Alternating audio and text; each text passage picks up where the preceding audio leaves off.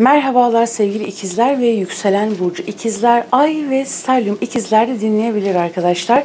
Hoş geldin sevgili ikizler burcu. Bakalım kariyer hayatında, aşk hayatında, hayatının genelinde senin için bu 10 gün içerisinde, yani Kasım ayının geri kalan süreci, ama sen ne zaman denk gelirsen o andan itibaren senin için geçerlidir. Çünkü 3-4 ay öncesinde hazırlanmış videoları bile izleyen arkadaşlar var. Yorum yapan arkadaşlar var sevgili ikizler burcu.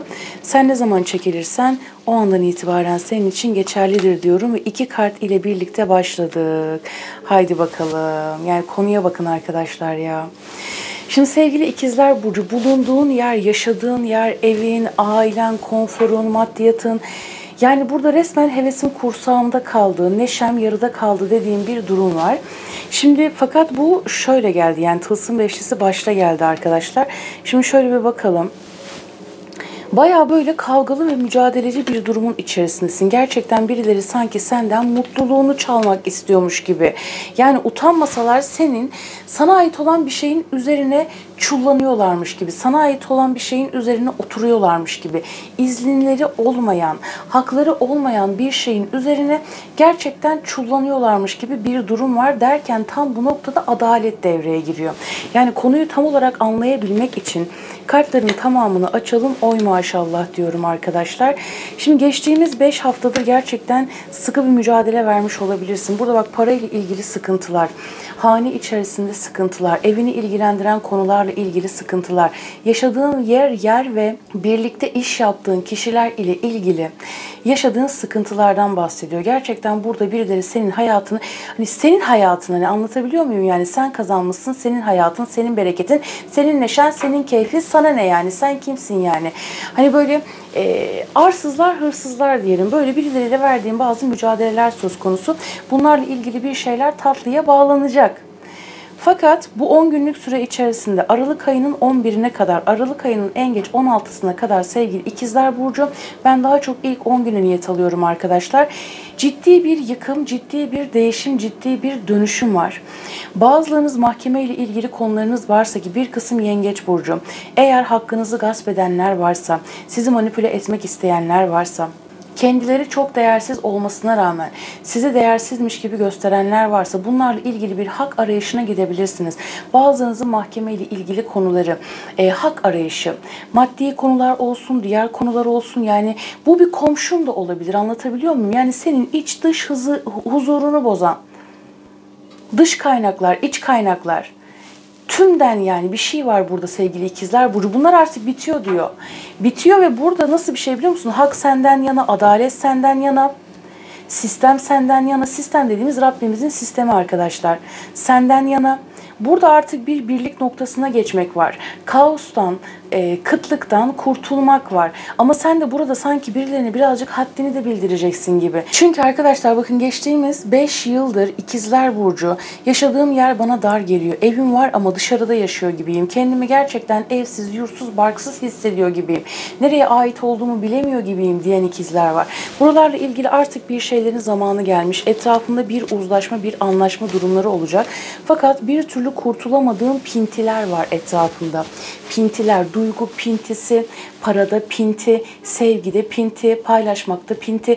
Yani sana ait olan bir şeyi bile sanki kendisininmiş gibi sahiplenen arsız, pinti, taktikçi insanlar var etrafında diyor.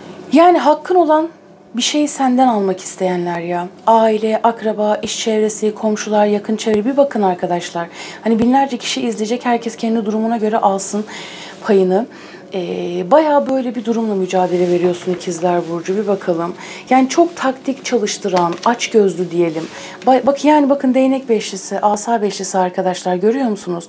Dedikodu kazanı kaynıyor da kaynıyor, kaynıyor da kaynıyor. Bakın bir de kavga durumu var arkadaşlar. Sıkı sıkıya verilen bir mücadele var ikizler burcu. Koç, aslan, yay burçlarına dikkat et. Birazcık su gruplarını aldım. Hafif de alttan çalışan bir toprak grubu da söz konusu. Hani burçlar çok önemli değil. Tek bir burçtan çok fazla kişi var etrafımızda, biliyorsunuz. Biz kartları bir açalım da bu şekilde sonuca bu. Ya bak işte bu, hani söylemek istediğim şey, bulunduğun alanı korumaya çalışıyorsun. O kadar çok zorluyorlar ki seni. Bu 5 güne dikkat et.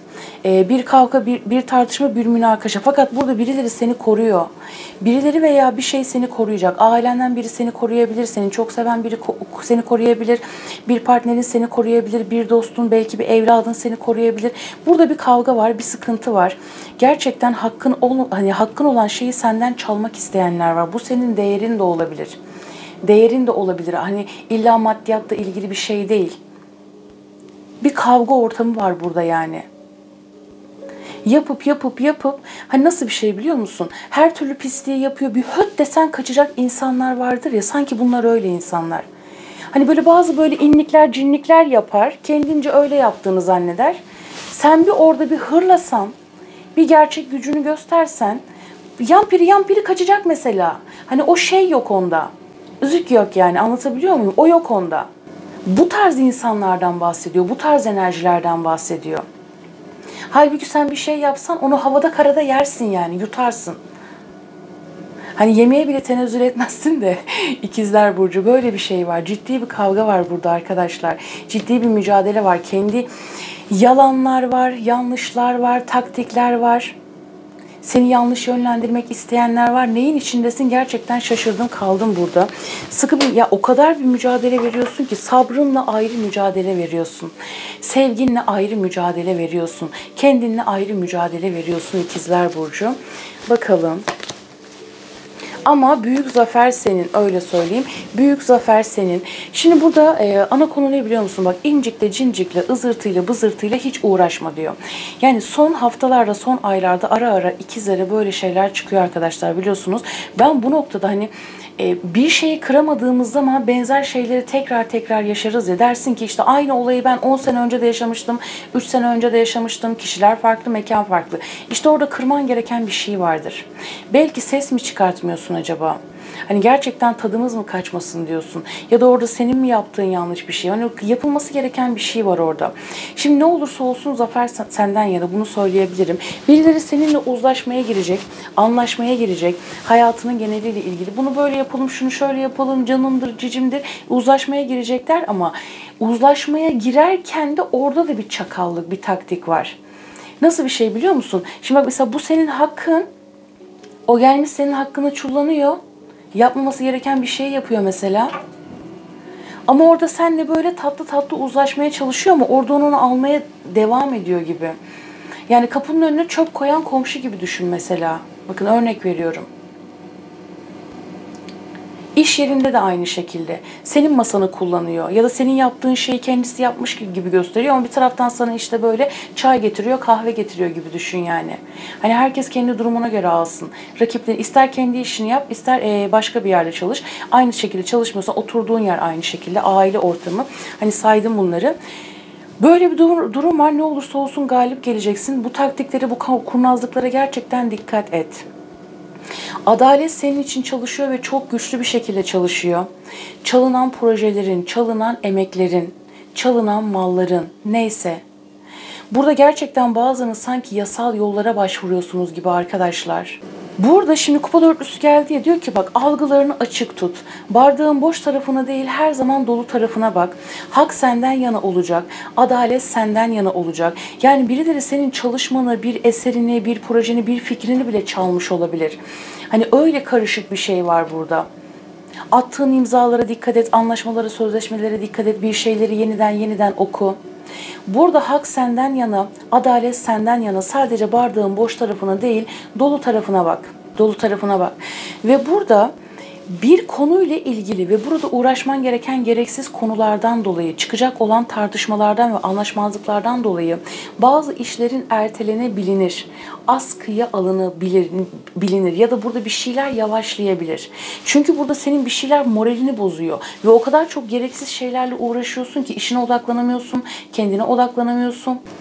Adil olmayan kişiler ile mücadele veriyorsun. Aslında işin özü bu. Adil olmayan kişiler ile mücadele veriyorsun. Fakat burada yine bak ne diyorum, güneş kartı da geldi. Aslan etkisini çok almıyor. İçindeki o aslanı çıkar. İçindeki o gücü çıkart. O hırlamayı bil. O hakkını almayı bil. Gerçekten kendine güven diyor. Hani dilde söylediğimizde kalpli, işte dil ile kalp arasındaki tezatlık deriz ya arkadaşlar. Oradaki dengeyi iyi sağla diyor. Kendine inan, Rabbine inan, sisteme inan, yapacakların doğrultusunda. Hayır, söylediğin şey etki olarak değil diyorsan, bir işe girmek istersin, bir proje sunmak istersin, rakiplerin vardır, düşmanların vardır. İşte bak, herkes kendi durumuna göre alsın bu enerjiyi arkadaşlar. Ne olursa olsun zafer senden yana. Çünkü burada ben seni çok güçlü gördüm, çok hırslı gördüm. Sadece taviz verme ve gerçekten o bardağın boş tarafına bakma. Bir mutsuzluk, bir keyifsizlik var. Sistem senden yana. Diyor ki cevap burada, taktik burada, yöntem burada, çıkış yolu burada. Bu tarafa bak diyor. Ama sen hep sürekli yanlış yere bakıyormuşsun gibi. Ve gerçekten pek çoğunuzda sürekli böyle hani 4 yılda bir, 10 yılda bir, 15 yılda bir aynı olayları sanki tekrar tekrar yaşayan ikizler burcu var gibi yani burada. Kafa karışıklığına dikkat et ve asla oyalanma. Kendi zihin hapishanenden çıkman gerekiyor. Gece uykusuzlukları, kaygı, kuruntu, endişe, gereksiz yere kendi enerjini düşürmekten bahsediyor. Seni asıl bir şeylerden alıkoyacak olan şey bu. Çünkü sen bunları gerçekten havada karada yersin yani. Öyle bir etki var. Huzursuzsun, mutsuzsun, kaygı, kuruntu, endişe, kendi zihin hapishanen. Bulunduğun yerde rahat olamaman, rahat hareket edememen. Bunların üstesinden geleceksin diyor. Zaten bunu da göreceksin. Yeni ve güçlü bir başlangıç olacak. Ve ateş gruplarından destek gelecek dediğim gibi. Özellikle aslan ve yay etkili kişilerden destek gelecek sana. Güneşi, yükseleni, ayı, stelyumu olabilir. Yeni bir fikir, yeni bir yol, yeni bir taktik, yeni bir yöntem sunulacak sana sevgili ikizler burcu. Aşk hayatıyla ilgili de şöyle bir durum var arkadaşlar. Aşk hayatıyla ilgili ateş grupları. Balık, akrep, yengeç, boğa, başak burcu çok baskın diyebilirim. Şimdi aşk hayatıyla ilgili de bazı belirsizlikler söz konusu. Bazılarınız burada ilişkinizi bitirmek üzere olabilirsiniz. Yani ilişkiyle ilgili de yaşanılan bir tatsızlık var. Hani enerjiyi geniş odaklı aldığım için aileyle ilgili konular, işte çevresel faktörlerden dolayı ilişkide çıkabilecek anlaşmazlıklar, tatsızlıklar söz konusu. Hani burada ilişki hayatımla ilgili bir şey oluyor ama ne olduğunu anlamıyorum. Gereksiz yere bir soğuma var, uzaklaşma var, zıtlaşma var. Bir şey var ama ne olduğunu anlayamıyorum diyorsun yani. Gerçekten böyle bir kafam karıştı. Hani kafam böyle oldu deriz ya. İlişki hayatınla ilgili de anlamlandıramadığım bir şey var. Bazılarınız arkadaşlar dürüst olmayan kişiler ile mi birliktesiniz? Ya da dış etkenlerden kaynaklı. Hani herkesin ilişki hayatı çok farklıdır. İlişkisi olanlar var, flört halinde olanlar var. Evli olan arkadaşlarımız var, yalnız olanlar var. Burada bir karmaşa var, bir curcuna var ama ister evli ol, ister ilişkin olsun, ister partnerin olsun sanki dış etkenlerden kaynaklı ilişkinde bir huzursuzluk oluşuyor gibi. Yani senin huzurunu, senin ilişkini, senin aşkını yaşamanı engelleyen kişilerin varlığından bahsediyor ve sen burada sıkı bir mücadele veriyorsun.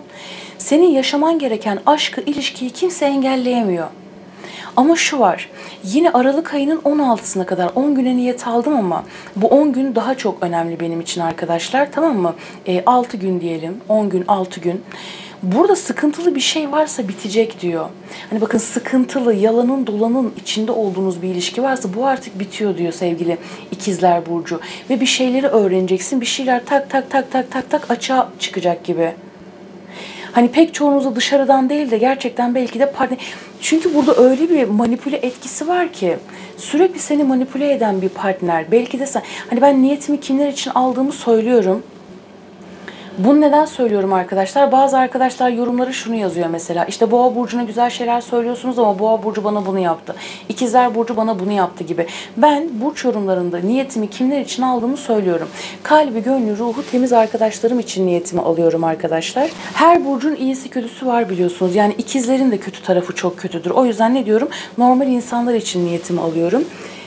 Hani burada sen eğer karşı tarafı manipüle ediyorsan bir şeyler açığa çıkacaktır ama dediğim gibi niyetimi kimler için aldığımı söyledim. Ciddi bir curcuna var, ciddi bir karmaşa var ama günün sonunda sen doğru yolu buluyorsun aşk hayatınla ilgili de. Büyük bir kısmınızda ne var biliyor musunuz? Hani öyle bir ilişkinin içindesin, öyle bir aşkın içindesin ki çıksan çıkamıyorsun, kalsan kalamıyorsun. Enteresan bir şey var. Unuttum diyorsun ama alttan alttan geliyor, seni yine yokluyor gibi bir şey var yani. Pek çoğunuz evet gerçekten barışabilirsiniz, sıkıntıları bitirebilirsiniz. Ama burada seni çok zorlayan bir partneri de bazılarınız arkadaşlar ilişkiyi bitirebilirsiniz. İşte bu yüzden aşk konularına girmek istemiyorum. Aşk açılımları pek yapmıyorum. Ama bakalım arkadaşlar. Buradan ne gelecek diyelim. Abone değilsen abone olmayı unutma sevgili ikizler burcu. İyi sağlık, kökleri sağlam birliktelikler, kuvvetli aile bağları. Yani burada artık toksit olan, sana fayda sağlamayan ilişkilerden, aile bağlantılarından kurtulup gerçekten doğru bir hedefe doğru gitmek var sevgili ikizler burcu ve zaman. Doğru zamanı beklemek, akışa bırakmak, zamanı ihtiyacı olan durumlar. Bakalım devam edelim arkadaşlar. Ve sabır, acele etme diyor. Yani ne kararı vereceksen acele etme, sakin ol, zamanı bırak, gerçekten iyi düşün ve iyi analiz et diyor senin için ikizler burcu. Bir toparlama da yapacağız arkadaşlar. Aceleden kaçınmak, sabır ile sınanmak, sabretmeyi deneyimlemek ve öğrenmek. Sabır taşına döndüm ya ne sabrı dediğini duyar gibiyim ikizler burcu ama şu an bunu söylüyor. Ve yelkenli. Yer değişikliği, taşınmak, hayal ettiğin yerde veya olma arzusu. Bazılarınız gerçekten taşıma kararı alabilirsiniz. Bunlarla ilgili hayaller kurabilirsiniz arkadaşlar.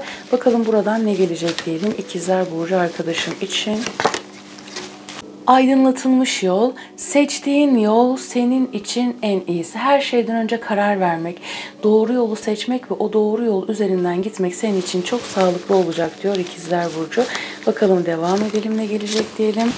Ve sonsuz nakarat, bir durum. En başta bir şey söylemiştik ya, belki de orada yapman gereken bir şey vardır. O yüzden orası sürekli tökezliyordur ve takılıyordur. Bir durum sen onu değiştirene kadar tekrar kendisini yeniler. Özellikle bu 10 günlük süre içerisinde buna benzer şeyler yaşayacağını söylüyor. Fakat orada bir aydınlık fark edeceksin mesela. Hani bazılarınızda da böyle olabilir. Bir aydınlık, kendi kendine verdiğin savaş, mücadele, niye bunu yaşıyorum, niye bu durumun içindeyim? Tak bir aydınlanıyorsun mesela. Evet bundan dolayı diyorsun. Demek ki böyle yapmam gerekiyor diyorsun. Ve rüyalarına bak diyor. Gördüğün rüyaların farkına var, sana rüyalarında rehberlik ediliyor ve yol gösteriyoruz. Sevgili ikizler burcu, zorun kolaylaşsın, hepimizin zoru kolaylaşsın. Görüşmek üzere, hoşça kal.